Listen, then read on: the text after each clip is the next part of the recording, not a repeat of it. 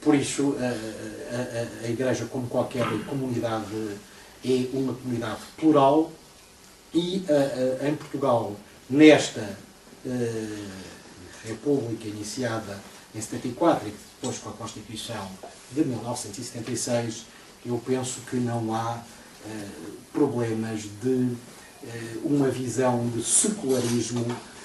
contraposta a uma visão religiosa da realidade. De parte a parte, da parte da Igreja e dos seus principais responsáveis e da parte dos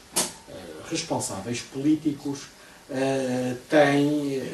nomeadamente a Igreja assume, e estou aqui num centro de reflexão cristã, que a noção de secularismo é um elemento da nossa identidade religiosa e cultural em Portugal, e não vejo nem que haja uma pretensão hegemónica, nomeadamente da Igreja Católica em Portugal, como também vejo, e houve afloramentos nos colóquios anteriores sobre esta questão, há uma integração relativamente bem sucedida de outras comunidades que não são comunidades cristãs ou portanto, comunidades religiosas cristãs. Estou a falar à comunidade judaica. No outro dia houve, por parte da Câmara Municipal de Lisboa, uma homenagem, portanto, àqueles que foram vítimas do ódio religioso em 1506, mas com a presença do Sr. Cardeal Patriarca. Portanto, isso é, de facto, uma assunção global do nosso passado, não é, de modo nenhum, uma assunção global de querelas de religião em Portugal. Como, por exemplo, a comunidade islâmica em Portugal, pelo menos ao nível das suas personalidades dirigentes, são pessoas que participam no debate público. E, portanto, e até do ponto de vista da conduta das suas vidas pessoais, são pessoas integradas na nossa vida coletiva e profissional e económica, o que me leva a concluir que não há nenhum problema nessa matéria, nem relativamente à Igreja, que é maioritária, nem relativamente às confissões minoritárias. Naturalmente, do ponto de vista da orientação normativa, haverá, isso faz parte da natureza das coisas, assim posso exprimir, haverá perspectivas diferentes. É claro que aqueles que têm uma base religiosa, nomeadamente católica, tenderão a ver algumas questões de moral individual a partir do seu prisma religioso. E, por vezes, terão alguma dificuldade na relação com a legislação. Eu falo, por exemplo, sobretudo de questões que colidem mais diretamente com a moral sexual, ou se, em primeiro lugar, o problema de como a lei da República deve tratar a interrupção voluntária de gravidez, como deve tratar, por exemplo, ou proteger uniões estáveis entre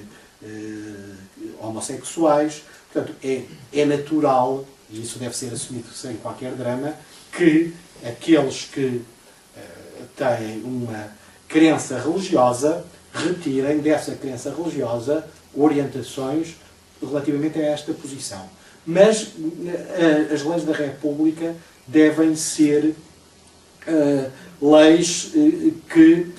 tenham uma função abrangente e não devem veicular ou estar subordinadas a uma particular visão do mundo. É esta uma ideia de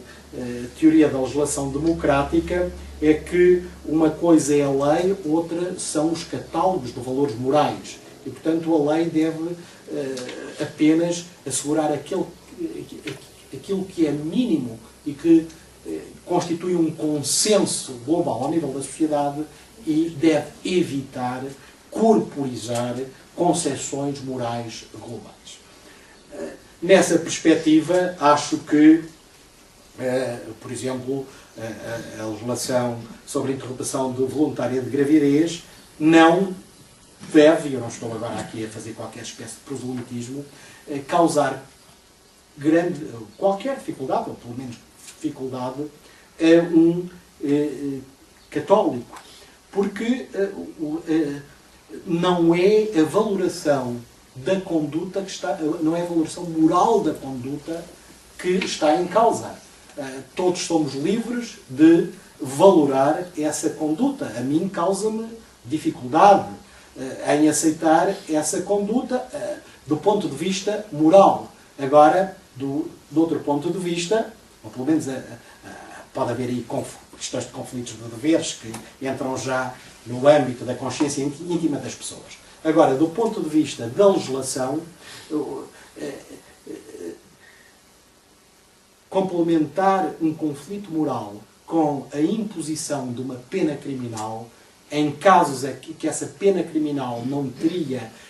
uma verdadeira função de dissuasão, é algo que me custa aceitar. E, portanto, acho que esta separação entre o que é domínio da lei e o domínio do que é dos valores morais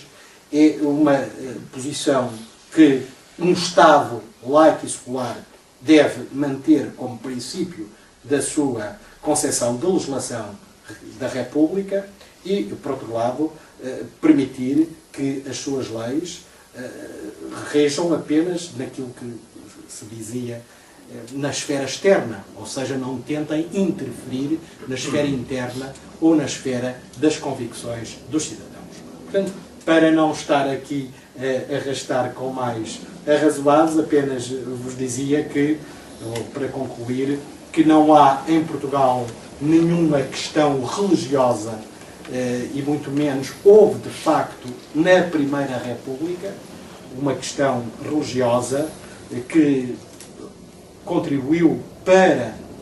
o afundamento e a crise da Primeira República. A reação à Primeira República teve, e, portanto, os movimentos contrários à Primeira República tiveram na referência a um determinado tipo de catolicismo